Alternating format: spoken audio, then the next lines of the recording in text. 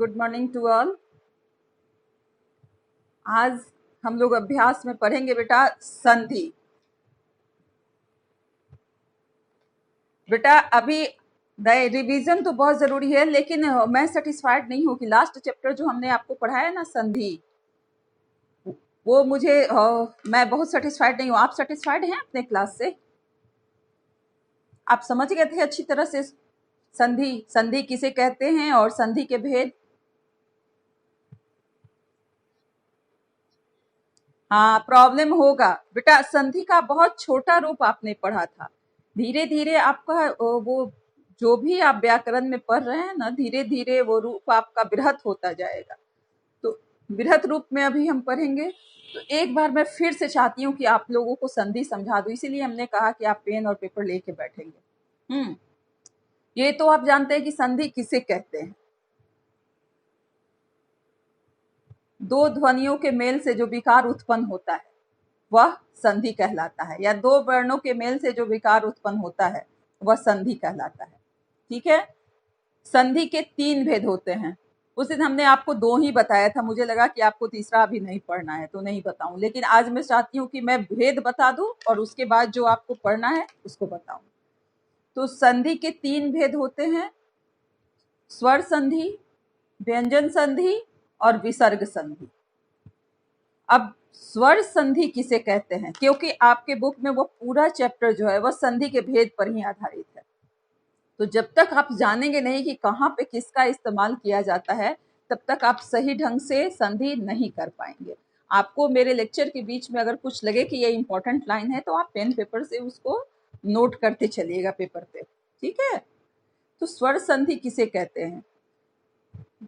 जब स्वर के साथ स्वर का मेल होता है तो जो परिवर्तन होता है या जो विकार उठता है उसे हम स्वर संधि कहते हैं। स्वर से स्वर के साथ का मेल, जैसे अ प्लस आ प्लस आ, ई प्लस ई, ये जो होता है ना, तो यह स्वर संधि कहलाता है।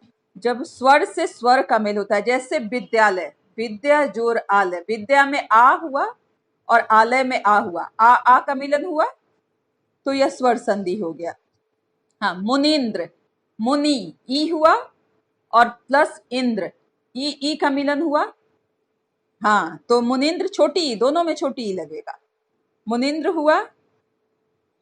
गुरु उपदेश, गुरु प्लस उपदेश, गुरु उ प्लस उ का मिलन हो रहा है ना। हाँ, गुरु प्लस उपदेश, गुरु उपदेश। तो यानी स्वर के साथ स्वर का जब, हाँ, उद्देश्य का वो, दोनों में वो छोटी ऊ लगेगा। छोटी ऊ मिल करके बड़ा ऊ बन जाता है ना। तो ये हो गया आपका स्वर संधि। स्वर संधि आप समझ गए? अच्छा, स्वर संधि के 5 भेद होते हैं, ये आपने ही हमें बताया था। स्वर संधि के 5 भेद होते हैं, आपको याद भी है। गुण संधि, दीर्घ संधि, हाँ, गुण, वृद्धि, यण और अयादि। अब देखिए हम दीर्घ संधि का प्रयोग कहाँ करते हैं, ये देखिए। जब अ आ के साथ अ आ हो तो आ बन जाता है, यानी कि अ आ मिल करके आ का निर्माण करता है और आ मिल करके भी आ का ही निर्माण करता है। ठीक है। तो यहाँ पे क्या होगा, या छोटी बड़ी मिले तो बड़ी का निर्माण करता है, यानी बड़ी की मात्रा की ही प्रधानता होती है, वह होता है दीर्घ संधि में। जब आ और आ मिलता है तो भी आ बनेगा, अ और आ मिलेगा तो भी आ ही बनेगा। हाँ, बोलिए बोलिए, कुछ कहना चाह रहे हैं?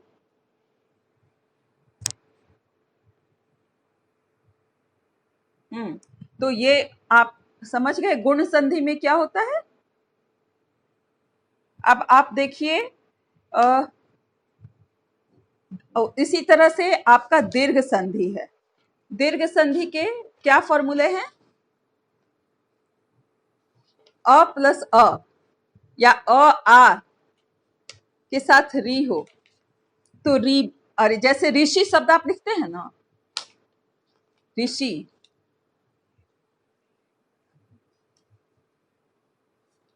अरे बेटा जो हम आपको बताए स्वर संधि के भेद, वो आप दीर्घ संधि में हमने क्या बताया, अ और आ के मिलने के से आ हो जाता है। ये दीर्घ संधि ही हमने बताया था आपको इसके पहले। औ और आ में हो तो आ बनता है ई और ई, मतलब छोटी ई बड़ी ई के साथ हो तो बड़ी ई बनता है। छोटा ऊ बड़ा ऊ एक साथ हो तो वहां पे बड़ा ऊ बनता है। ये आपका, ये आप क्या कह रहे हैं, ये दीर्घ संधि का भेद है ना, दीर्घ संधि का उदाहरण है। दीर्घ संधि है बेटा, आप कंफ्यूज कर रहे हैं। ये दीर्घ संधि का है, इसे हर्स्व संधि भी कहते हैं। दीर्घ संधि को हर्स्व संधि भी कहते हैं। तो उदाहरण हो गया। अब हम चलते हैं, सेकंड नंबर हमारा क्या है, गुण संधि। गुण संधि, उसका फॉर्मूला क्या है, और आ के साथ री हो तो अड़ बन जाता है। जैसे नर जोर इंद्र, नरेंद्र। ओ, हाँ, नरेंद्र हो गया। और आ के साथ री हो तो अर शब्द बन जाता है, जैसे नर जोर इंद्र, नरेंद्र। सुर जोर इंद्र, सुरेंद्र। समझ रहे हैं आप? हाँ। और देव जो ऋषि, देवर्षि यहां बन जाता है। आपने बनाया है ना राजर्षि देवर्षि, आपको भरना है ना अपनी किताब में। हाँ, तो ये आप समझ रहे हैं ना कि कैसे बनेगा। और आ के साथ री हो तो वहां अर का निर्माण हो जाता है। वृद्धि संधि में देखिए क्या होता है, अ और आ के साथ ए और ए, मतलब अ और आ के साथ छोटा ए और बड़ा ए दोनों हो तो ए बनता है, बनता है ना। उदाहरण देखिए, एक जो एक, एक ए की मात्रा की प्रधानता हुई ना। अ और आ के साथ ए और ए हो तो ए बन जाता है। और आ के साथ ओ और औ हो तो औ बनता है। जैसे एक जोर एक, हाँ, एक मत जोर एकता, मतैकता, मतैकता। हाँ, यही होता है उसका उदाहरण, मतलब उसकी मात्रा वहां लग जाती है। अच्छा, यर्ण संधि के तीन प्रकार से उसका उपयोग किया जाता है। यर्ण संधि के तीन प्रकार के संधि युक्त पद होते हैं। जैसे आप देखिए, य से पूर्व आधा व्यंजन होता है, व से पूर्व आधा व्यंजन होता है, और शब्द में त्र होना चाहिए। यानी यर्ण संधि के ये तीन नियम आप हमेशा याद रखिएगा। य से पहले आधा व्यंजन होता है, व से पहले आधा व्यंजन होता है, और शब्द में त्र का होना जरूरी होता है। जैसे आप देखिए उदाहरण, इति जोर आदि, इत्यादि, य के पहले आधा त हुआ ना, आधा व्यंजन हुआ ना। पर्यावरण, परि जोर आवरण, पर्यावरण, हाँ, पर्यावरण हुआ। अच्छा, अनु जोर ए, अन्वय, व के पहले देखिए आधा व्यंजन हो रहा है, य के पहले भी हो रहा है इत्यादि। हाँ, क्या पुष्कर बेटा, वो उसका कहाँ आ रहा है मेरे पास, जितने बच्चों का आ रहा है मैं उन्हें एडमिट करती जा रही हूँ। आया? हाँ, आ तो गया, आ गया है। आप समझ रहे हो बाबू? इति जोर आदि, यानी य के पहले आधा व्यंजन आया, और उसी तरह से अनु जोर ए, अन्वय के पहले भी आधा व्यंजन आ रहा है। सु जोर आगत, स्वागत, सु जोर आगत स्वागत, अभि जोर आगत अभ्यागत। तो यह हो गया। हाँ, यर्ण संधि का बेटा आप ये फॉर्मूला जरूर याद रखेंगे कि यर्ण संधि में य के पूर्व आधा व्यंजन होता है, व के पूर्व आधा व्यंजन होता है, और शब्द में त्र का प्रयोग होता है। त्र होना चाहिए शब्द में। ये आप नोट भी कर सकते हैं। उसके बाद कौन सी संधि आती है? यर्ण संधि के बाद अयादि संधि। अयादि संधि किसे कहते हैं?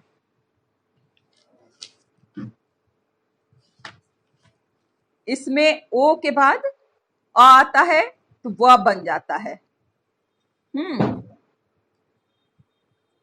आवाज आ रही है, वही तो।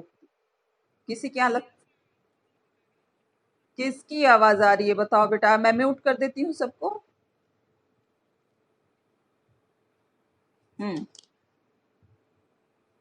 हाँ बोलिए। अच्छा अब आएगा तो अब मैं फिर मुझे रिमूव करना पड़ेगा। यदि अब आता है तो क्लास डिस्टर्ब नहीं करना है बेटा, आगे पढ़ना है हमें। ठीक है। अयादी संधि में देखिए ओ के साथ अ आता है तो वह व बन जाता है, जैसे भोज और अन्न, भवन। हाँ, उसी तरह से देखो पोज और इत्र, पवित्र। हाँ, पवित्र हो जाता है। अ जो है वो ओ में बदल जाता है। तो यह हो गया पांच भेद। इसे आप आपके हर चैप्टर में इसका प्रयोग करना है आपको, स्वर संधि और उसके भेद का, इसीलिए इसका नाम पड़ा है। थोड़ी सी नजर हम व्यंजन संधि पे भी नहीं पढ़ना है। चलिए कोई बात नहीं, अभी जितना पढ़ना है उसी पे ध्यान देते हैं, नहीं तो फिर आप कंफ्यूज होने लगते। ठीक है, अभी भी आवाज आ रही है ना? नहीं होगा? क्या करें फिर? आसिफ के पास से आ रही है।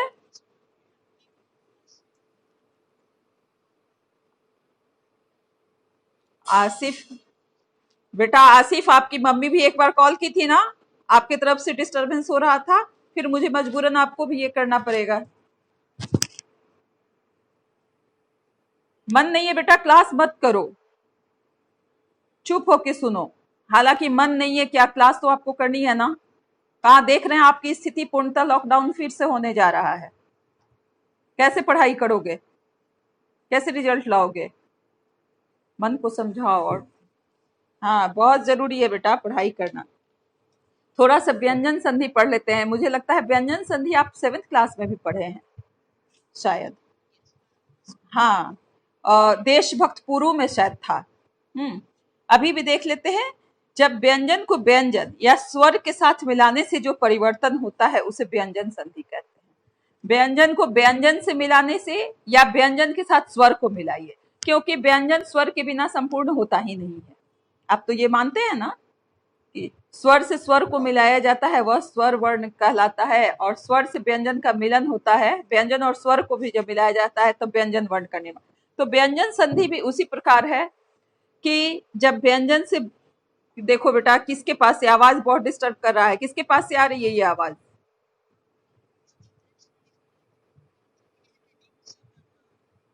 किसके पास से?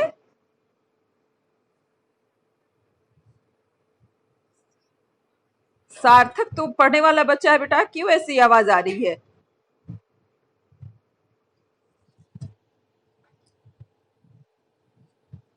देखो,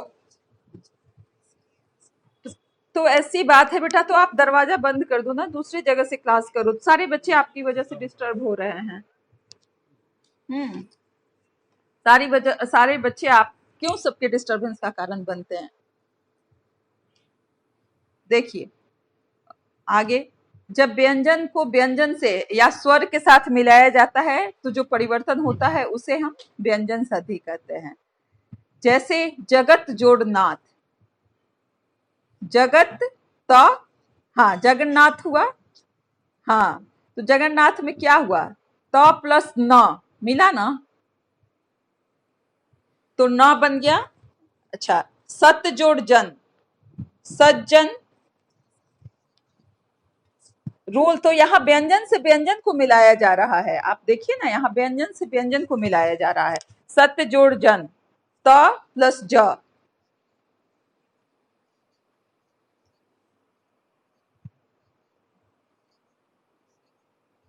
किया जाता है। हाँ ये भी सही है, तीसरा वर्ड। जैसे, हाँ इस आपके बुक में ये डिटेल्स में दिया हुआ है, मैं आपको सिर्फ समझने के लिए बता रही हूँ बेटा। आपके बुक में ये बहुत अच्छे से दिया हुआ है कि तीसरे वर्ण का प्रयोग कहाँ होता है।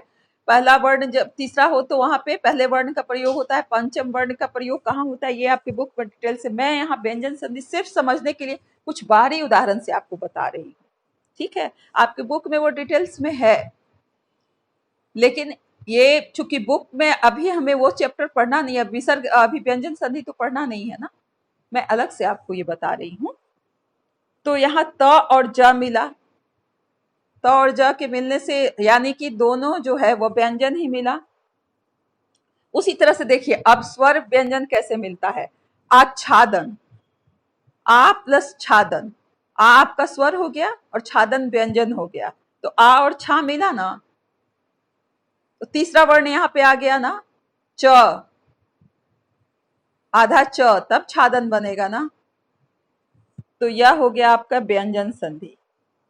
व्यंजन संधि का नियम है जब किसी वर्ग के पहले वर्ण क, च, ट, त, प यानी ये सब पहला व्यंजन है का मिलन किसी वर्ग के तीसरे या चौथे वर्ण से या य, र, ल, व, ह से या किसी स्वर से हो, तो वहां क को ग और च को ज, ट को ड यानी तीसरा वर्ण में बदल दिया जाता है। यही नियम की बात आप कर रहे हैं ना?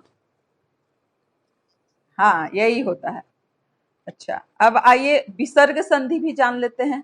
विसर्ग संधि किसे कहते हैं? संस्कृत में आप विसर्ग का प्रयोग करते हैं ना, जैसे अंतःकरण, त में विसर्ग लगाते हैं।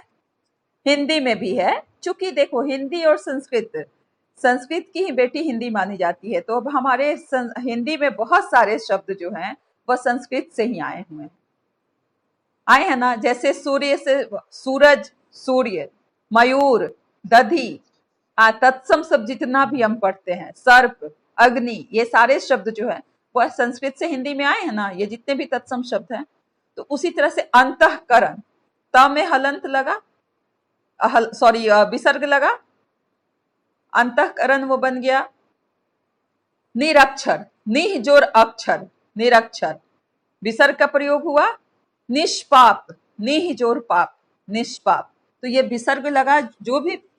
हाँ, मतलब बेटा जिसमें भी विसर्ग लगा वह विसर्ग संधि के उदाहरण के अंतर्गत आता है। वैसे देखिए तो विसर्ग संधि के 10 नियम होते हैं।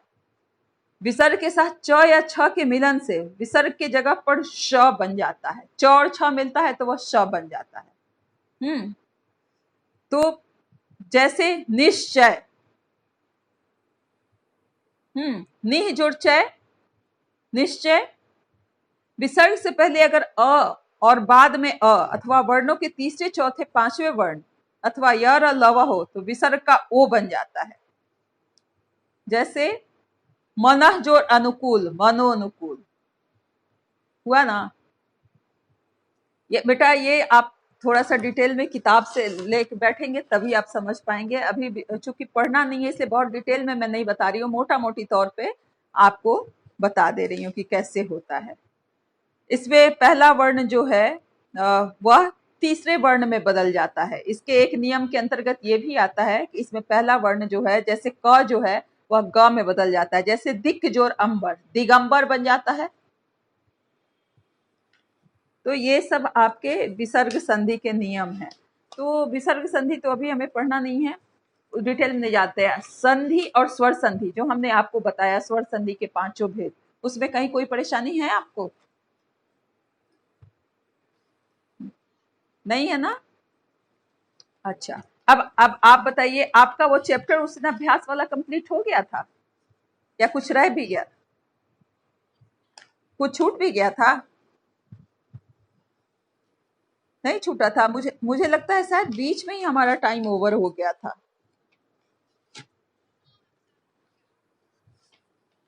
हाँ, अच्छा, खुद से आपने खुद से किया संवाद शैली? अच्छा, तब तो बहुत अच्छी बात है। अब बताइए कि आप अपने तरफ से क्या पूछना चाहते हैं। और बेटा अगले क्लास से हम यही करेंगे। अभी तो इस संडे को हमारा संडे का फिर टेस्ट होगा हिंदी का। अगले क्लास से हम रिवीजन स्टार्ट करेंगे। और पोर्शन मिल जाए बेटा, पोर्शन 1-2 दिन में मैं आपको दे दूंगी डिसाइड करके। अभी हमने डिसाइड नहीं किया है, लेकिन इस बार कोशिश करूंगी अभ्यास से ही दूं। हमने सोचा है कि चैप्टर 4 अभ्यास का दे दूं। चैप्टर 4 में क्या है? अभ्यास में अलंकार है। हाँ, और चैप्टर 5 तो सिर्फ, जरूर बता देंगे, और चैप्टर 5 तो सिर्फ पढ़ने के लिए है ना। और चैप्टर 6 क्या है? चैप्टर 6 भी दे दूंगी। अपठित गद्यांश और भाववाचक संज्ञा है शायद चैप्टर 6। हाँ, तो इस बार सोच रही हूँ कि पोर्शन आप लोगों को चैप्टर 4 और 6 ही दूं अभ्यास से। ठीक है, अच्छा अब बताइए कि अभ्यास है, लेकिन बेटा ये फाइनल नहीं है। फाइनल जो होगा मैं स्नैप पे डाल दूंगी, आपके ग्रुप में डाल दूंगी, आपको रिवीजन भी करवा दूंगी, आप उसका टेंशन बिल्कुल मत लेना। ये बताओ कि आज मैं अब आपको क्या नया बताऊं, क्या आप जानना चाह रहे हैं जो पढ़ाई की उसमें भी? अच्छा, अलंकार। अलंकार में कोई खास अलंकार या ऐसे ही पूरा अलंकार बता दो? अलंकार की परिभाषा देखो, मैं आपको बताती हूँ। अलंकार किसे कहते हैं? जब किसी वाक्य में चमत्कार उत्पन्न करना हो, वाक्य की सुंदरता या शोभा बढ़ानी हो, या चमत्कार उत्पन्न करने के लिए जिस वर्णों का, जिस शब्दों का हम प्रयोग करते हैं, वह अलंकार कहलाता है। अलंकार का शाब्दिक अर्थ होता है गहना। जैसे हम अपने सौंदर्य, शरीर के सौंदर्य की वृद्धि के लिए तरह तरह के गहना जेवर पहनते हैं ना, गले में, कान में, नाक में, ऐसा हमें फील होता है कि मैं बहुत सुंदर लग रही हूँ ये सारे पहन के। उसी तरह से शब्द में चमत्कार जब लाना हो तो हम अलंकार का प्रयोग करते हैं। चमत्कार यानी कि बरबस आपका ध्यान उसकी ओर आकृष्ट हो जाए, ऐसे शब्दों को सुन करके आपको कुछ नवीनता का एहसास हो, तो इसलिए वहां पे अलंकार का प्रयोग किया जाता है। ठीक है, अलंकार में आपको कोई खास अलंकार अगर जानना है तो बोलिए। रूपक अलंकार। रूपक अलंकार बहुत बढ़िया और बहुत क्या कहते हैं, सही है। थोड़ा सा कंफ्यूजन बच्चों को होता है रूपक अलंकार में, क्योंकि इसमें क्या है, जब उपमेय और उपमान में, उपमेय का उपमान पर अभेद आरोप किया जाए, वहां पर रूपक अलंकार होता है। रूपक अलंकार में आप देख लीजिए, पहले ये अलंकार तो हमने बताया ना कि काव्य की शोभा बढ़ाने वाले शब्द को अलंकार कहते हैं, लेकिन अलंकार के दो दो भेद होते हैं, शब्दालंकार, अर्थालंकार। अब शब्दालंकार का काम होता है चमत्कार और शोभा बढ़ाना शब्द में, और अर्थालंकार का कार्य होता है अर्थ में चमत्कार या शोभा बढ़ाना। ठीक है, तो अभी मूलतः हमें पढ़ना है शब्दालंकार। यमक, अनुप्रास और श्लेष, ये 3 भेद होते हैं शब्दालंकार के। और अर्थालंकार के 9 भेद होते हैं, जिसमें हमें पढ़ना है, इसके 9 भेद होते हैं: उपमा, रूपक, उत्प्रेक्षा, अतिशयोक्ति, मानवीकरण, संदेह, भ्रांतिमान, असंगति, विभावना। लेकिन हमें इतने डिटेल्स में नहीं जाना है, हमें पढ़ना है इसमें से अर्थालंकार में उपमा, रूपक, उत्प्रेक्षा, अतिशयोक्ति और मानवीकरण, ये 5 अलंकार हमें अर्थालंकार से पढ़ने हैं। और शब्दालंकार का तीनों पढ़ना है, यमक, अनुप्रास और श्लेष, तीनों पढ़ना है। तो अब हम बात कर रहे हैं यहाँ पे रूपक अलंकार की। ये रूपक अलंकार किसे कहते हैं? तो रूपक अलंकार, जब उपमेय में उपमान का अभेद आरोप हो, वहां पे रूपक अलंकार होता है। जैसे जहां पे कोई संभावना, उपमा में क्या हम तुलना करते हैं, लेकिन उपमेय में किसी वस्तु को के समान दूसरी वस्तु की तुलना न करके सेम टू सेम वैसा ही हम मान लेते हैं। जैसे चरण कमल बंदो हरिडाई, यहाँ चरण और कमल दोनों को एक समान मान लिया गया है, तो ये रूपक अलंकार हुआ। गुरुपद पंकज सेवा, गुरु के पैर और पंकज यानी पद और पंकज को एक मान लिया गया है। इसमें कोई वाचक शब्द सा, से, सी, का, के, की कुछ भी नहीं प्रयोग हो रहा है। दोनों के बीच का जो है वह तुलना का, जब सा, से, सी वाचक शब्द लगता है तो वहां पे उपमा अलंकार होता है।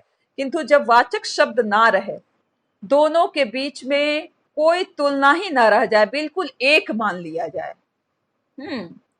चंद्रमुखी कहते हैं ना, तो चंद्रमुखी क्या हुआ, ये आपका उपमा हुआ, चंद्रमा के समान मुख वाली को चंद्रमुखी कहते हैं। लेकिन गुरु पद पंकज सेवा, गुरु के पद और पंकज दोनों एक हो गए हैं। यहाँ दूसरी एक और सांकेतिक इसकी समझने के लिए है कि जब उपमेय और उपमान के बीच सिर्फ योजक शब्द लगाया जाता है। बहुत सारे ऐसे होते हैं उदाहरण जिसमें सिर्फ योजक शब्द लगाया जाता है, किसी वाचक शब्द को बीच में स्थान ही नहीं दिया जाता है। जैसे गुरु पद पंकज सेवा में कोई स्थान है पद और पंकज के बीच में?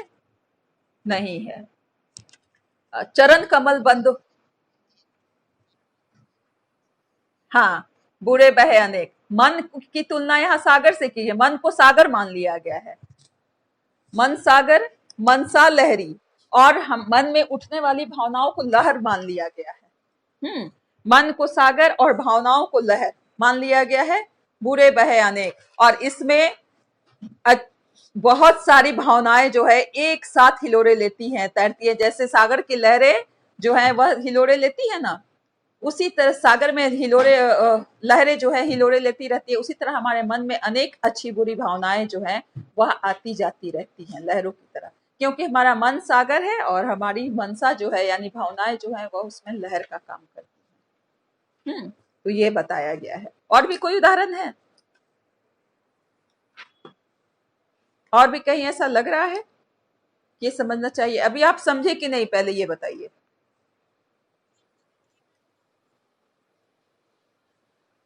नहीं, रूपक बताया हमने बेटा। उपमा में तो तुलना किया जाता है। जब उपमेय में किसी व्यक्ति या वस्तु की तुलना किसी अन्य व्यक्ति और वस्तु के से उसके रूप गुण समानता के आधार पर की जाती है, वहां उपमा अलंकार होता है। हाँ, सा से सी वाचक शब्द का प्रयोग होता है। जैसे कालिक सर के तारकोल की अंगारों सी जली पड़ी थी, यहाँ तुलना किया गया ना, तो ये उपमा अलंकार। हाँ, तो ये उपमा, सी शब्द से तुलना किया गया ना, अंगारों सी यानी अंगारों के समान जल रही थी, तो यह क्या कहलाता है? अंगारों सी जली पड़ी थी, यह उपमा अलंकार हुआ। ठीक है। और जहां कोई तुलना न रह जाए, दोनों को एक मान लिया जाए, वहां पे हो जाता है रूपक अलंकार। उपमेय में उपमान का अभेद आरोप, बिल्कुल यह आरोप किया अभेद यानी जिसको काटा ना जा सके, या आरोप लगाया जाए कि ये वही है। एक तुलना होती है मोहन सोहन के जैसा, और एक कहेंगे मोहन सोहन एक है। दोनों में अंतर होता है ना। तो रूपक में वही वह दोनों को एक मान लिया गया और उपमा में उनकी तुलना की गई। ये अंतर है। अब आप समझे कि अभी भी नहीं समझे? समझ गए? अच्छा, वेरी गुड, वेरी गुड। आप बताइए और कौन सा अलंकार मैं बता दूं? मानवीकरण आप समझते हैं? इजी है ना? परिभाषा याद है? परिभाषा याद है? बोलिए। आप लोग बेटा अपना वीडियो क्यों ऑफ किए हुए हैं?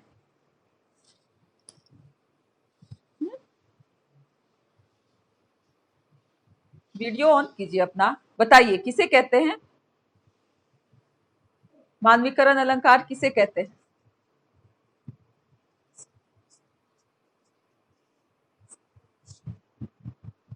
जीवित नहीं बेटा, किसी जड़ या अचेतन वस्तु को। जड़ जैसे पेड़ हुआ, पेड़ तो जीवित है ना, सांस तो ले रहा है, लेकिन पेड़ को मनुष्य के, वो जड़ है, वह एक जगह स्थिर है। किसी जड़ या अचेतन वस्तु को मनुष्य के समान व्यवहार करता हुआ बताया जाए, वहां मानवीकरण अलंकार होता है। जैसे कलिया दरवाजे खोल खोल जब झुरमुट में मुस्काती हैं, फिर कई दिनों तक चूल्हा रोया चक्की परी उदास। जड़ और अचेतन वस्तु है, इसका मनुष्य के समान व्यवहार किया जाता है। क्या पेड़ हजारों आंखें मीचे नम मिट्टी की चादर ओढ़े, महटिया ऐसे अपने बिस्तर में पड़े हुए हैं। क्या है ये सब? मानवीकरण अलंकार है। मेघ आए हो नहीं, मेघ आए हो बन ठन के संवर के, है ना? ये भी आपके उत्प्रेक्षा। हाँ, इसमें ज्यों का प्रयोग किया गया है। उत्प्रेक्षा में यही अंतर होता है कि जब वहां तुलना करने के साथ साथ मनो मानो जनो जानो ज्यों ही का प्रयोग किया जाता है, वहां उत्प्रेक्षा अलंकार हो जाता है। ज्यों, मेघ आए हो ज्यों बन ठन के संवर के, यहाँ ज्यों शब्द लगा ना। या फिर सोहत ओढ़े पीठ पट श्याम सलोने गात, मनो नील मणि सैल पर आतप प्रयोग प्रभात। यहाँ मनो शब्द का प्रयोग किया जा रहा है, या उत्प्रेक्षा अलंकार हो गया। अच्छा, मानवीकरण हो गया, उत्प्रेक्षा हो गया। यमक में कोई प्रॉब्लम? यमक आप समझ रहे हैं? यमक अलंकार किसे कहते हैं? नहीं, सिंपल सी परिभाषा भी इसकी में हमने बताई थी आपको अपने क्लास में। सार्थक किंतु भिन्नार्थक शब्दों की आवृत्ति, या एक शब्दों की आवृत्ति बार बार हो लेकिन अर्थ उसके अलग अलग हो। सार्थक किंतु भिन्नार्थक शब्दों की आवृत्ति यमक अलंकार कहलाता है। हाँ, वह पाकर एक धोती प्रतिदिन उसे धोती। यहाँ धोती शब्द का अलग अलग अर्थ है ना। एक धोती वस्त्र हुआ और एक धोती धोने की क्रिया हुई। हाँ,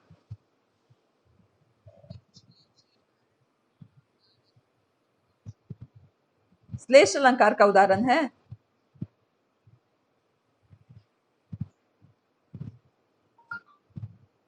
यमक का क्या उदाहरण दिया है? वही तो, आप तो मुझे भी कंफ्यूज कर देंगे। मेरी भी यादाश्त को आप कमजोर बना देंगे बेटा, ऐसे बोलेंगे तो मुझे लगेगा कि मैं ही शायद गलत हो गई क्या। 3 बेर खाती थी वह 3 बेर, उदाहरण है ना। देखो फिर ये क्या आवाज आने लगी। 3 बेर खाती थी वह 3 बेर, ये किसका उदाहरण है? अच्छा, मैंने बेटा आपको पहले भी एक अलंकार का प्रपत्र भेजा था बनाने के लिए, आपने बनाया था। हाँ, एक बार फिर मैं भेज दूंगी, एक बार फिर मैं भेज दूंगी, आप उससे कोशिश करोगे कि कितना आप बना सकते हो। आपके रिवीजन के अंतर्गत वो भी आएगा। जितने भी अलंकार आपने पढ़े हैं बस उसी से जुड़ा हुआ क्वेश्चन होगा, सिर्फ अलंकार का ही होगा। आप अलंकार उसमें चुन करके लिखेंगे। श्लेष अलंकार श्लिष्ट पदों का विभिन्न अर्थों में कथन श्लेष अलंकार कहलाता है।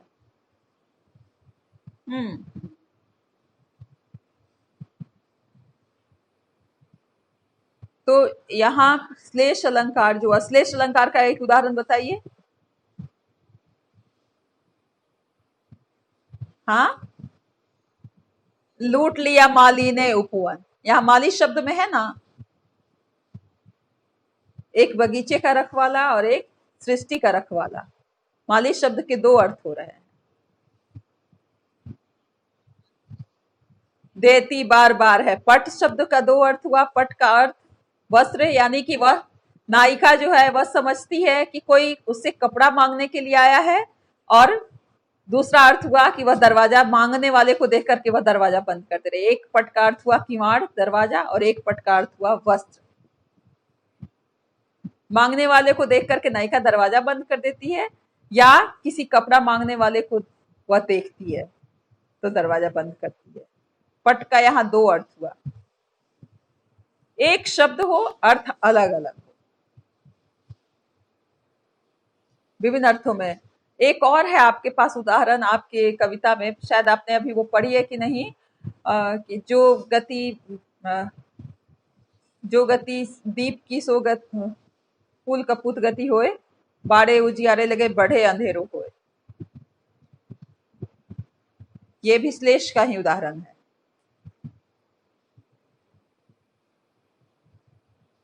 तो श्लेष और यमक में आपको अंतर समझ में आया? यमक में एक शब्द की आवृत्ति बार बार होती है और श्लेष में एक शब्द का अनेक अर्थ निकलता है। और आपको फिर उत्प्रेक्षा हुआ, जहां संभावना व्यक्त की जाती है, उपमेय में उपमान की संभावना व्यक्त की जाती है, और जहां मनो मानो जनो जानो शब्द का प्रयोग किया जाता है वह उत्प्रेक्षा अलंकार हुआ। रूपक में उपमेय में उपमान का अभेद आरोप होता है, वह रूपक अलंकार होता है। उपमा अलंकार में जहां किसी व्यक्ति वस्तु की तुलना किसी अन्य व्यक्ति वस्तु से उसके गुण स्वभाव के आधार पर की जाती है, वहां पे उपमा अलंकार होता है। सबकी परिभाषा में थोड़ा थोड़ा अंतर है। तो ये आपको है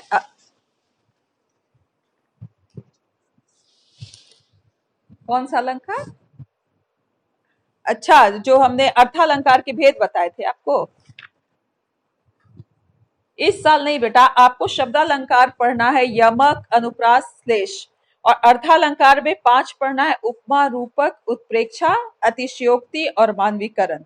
इसके अलावा जो अलंकार है वह संदेह है, भ्रांतिमान है, असंगति है और विभावना है। हाँ, ये आपको नहीं पढ़ना, बल्कि इसमें से बहुत सारा हटा भी दिया गया, जिसमें संदेह और भ्रांतिमान, जैसे आपका उपमा और रूपक एक समान लगता है ना, उसी तरह से संदेह और भ्रांतिमान भी एक समान ही लगते हैं। एक में संदेह होता है और एक में भ्रम होता है। संदेह और भ्रम में बहुत अंतर है। हाँ, नाक का मोती अधर की कांति से, बीज दारिम का समझ की भ्रांति से, देख कर सहसा हुआ शुक मौन है, सोचता है अन्य शुक यह कौन है। या उसे भ्रम हो रहा है कि उर्मिला ने, लक्ष्मण की पत्नी उर्मिला ने नाक में जो लौंग पहना है, उस लौंग में जो लाल जो मोती है, नग है, वह दूर से सुग्गा को देख करके, तोते को देख करके ऐसा महसूस हो रहा है कि यह अनार का दाना है।